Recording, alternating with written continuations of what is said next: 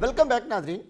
آج کے ایپیسوڈ میں ہم بات کر رہے ہیں حج آپریشن اور خصوصاً کوٹا کرپشن کے حوالے سے.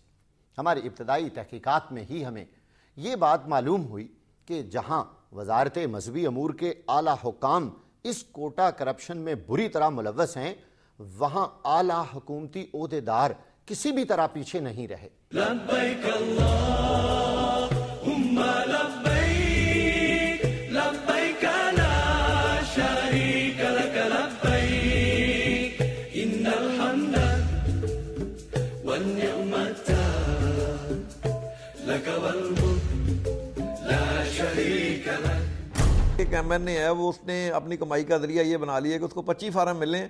اس نے اپنے ٹوٹس کے ذریعے کچھ ایسے لوگ رکھے ہوئے ہیں کہ جن کو 20-20 ہزار روپے لے کے وہ سرکاری فارم، یہ اس کے علاوہ کوئی چیز نہیں وہ کر سکتے سوائے اس کے کہ وہ قرآن اندازی سے مبرہ ہوتے ہیں.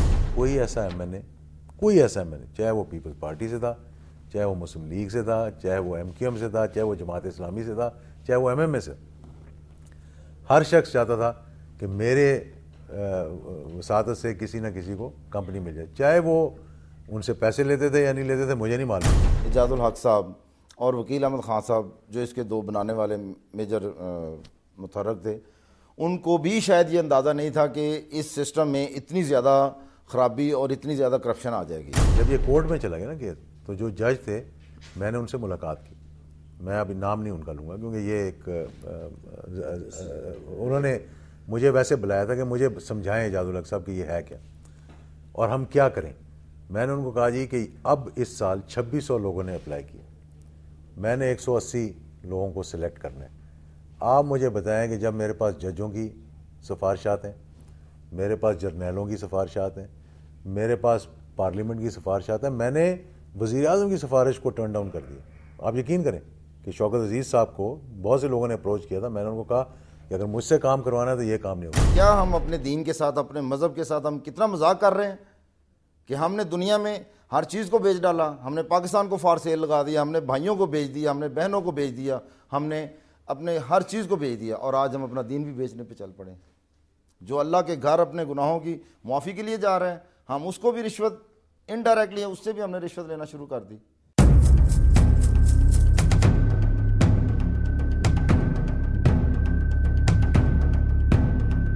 شاہد صاحب، آپ چیئرمین ہیں حج آرگنائزرز ایسوسی ایشن پاکستان کے. یہ بتائیں کہ کوٹا کا نظام کیا ٹھیک ہے؟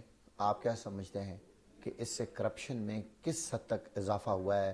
کوٹے کے متعلق یہ بہت پچھلے 3-4 سالوں سے یہ چیز چلتی آ رہی ہے کہ کوٹا بکتا ہے اور بکتا بھی ہوگا، کیونکہ ایک صاحب اثر لوگ اپنا اثر رسوخ استعمال اس حد تک کریں کہ وہ اپنے کام چھوڑ کر اس کوٹے کے پیچھے کسی کے لیے سفارشیں کریں.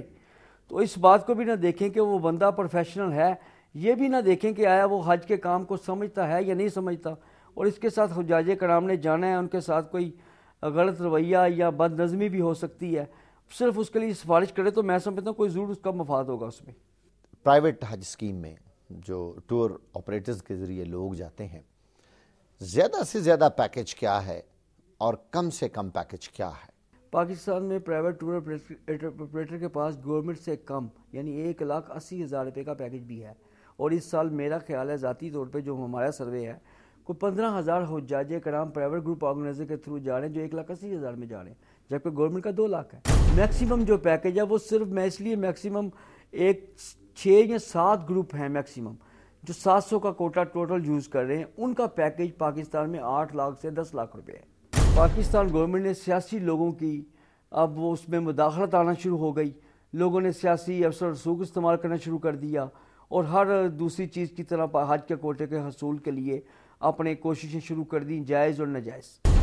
پرائیویٹ حج اسکیم میں کوٹا سسٹم نے بہت سی مشکلات اور برائیوں کو جنم دیا. ایک حج فارم 20,000 سے 40,000 روپے میں بکنے لگا. بڑے بڑے دولت پرست سیاستدانوں، اعلی حکومتی عہدیداروں اور با اثر حلقوں نے اسے کروڑوں روپے کمانے کا ذریعہ بنا لیا. اس کی وجہ سے ایک طرف تو غریب آدمی کے لیے فریضہ حج ادا کرنا مشکل ہو گیا، تو دوسری طرف اس مقدس فریضے میں کرپشن، بدعنوانی اور دھوکہ دہی کی بدبو شامل ہو. اس میں کوئی شک نہیں کہ محمود و ایاز کو اکٹھے کھڑا ہونا چاہیے. لیکن اگر آپ کو اللہ تعالیٰ نے دیا اور آپ اچھے بہتر طریقے سے حج کرنا چاہتے ہیں تو پھر ٹھیک ہے. کچھ کمپنیاں ہیں جو اچھے طریقے سے حج کرواتی ہیں, بہت مہنگا حج کرواتی ہیں, لوگ جاتے ہیں ان کے ساتھ, لوگ جاتے ہیں. اور اس کا اثر کہاں پڑے گا؟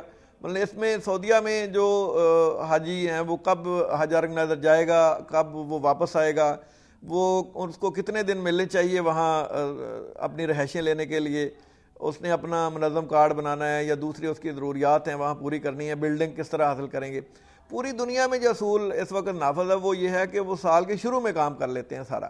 لیکن ہماری بدقسمتی یہ ہے کہ پاکستان میں ایک مذہبی ملک ہونے کے باوجود یہاں ترجیح جو ہے وہ مسلمانوں والی نہیں ہے. یہ برائی, اصل تو برائی کوٹا سسٹم ہے.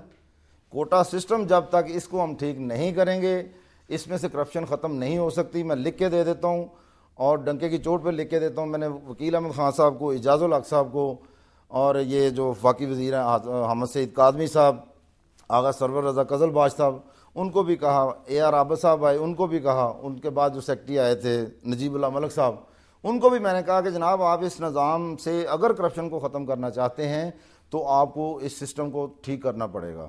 اس سسٹم کو ٹھیک کیے بغیر آپ کرپشن کو ختم کر ہی نہیں سکتے. لبیک اللہم لبیک لبیک لا شریک لک لبیک ان الحمد والنعمت لک والملک لا شریک لک. نہ ہمارے حج کے جو لیڈر یہاں سے ہم جو لے جاتے ہیں پرائیویٹ والے خاص طور پہ, وہ جا کے پھینک دیتے ہیں ہمیں وہاں پہ.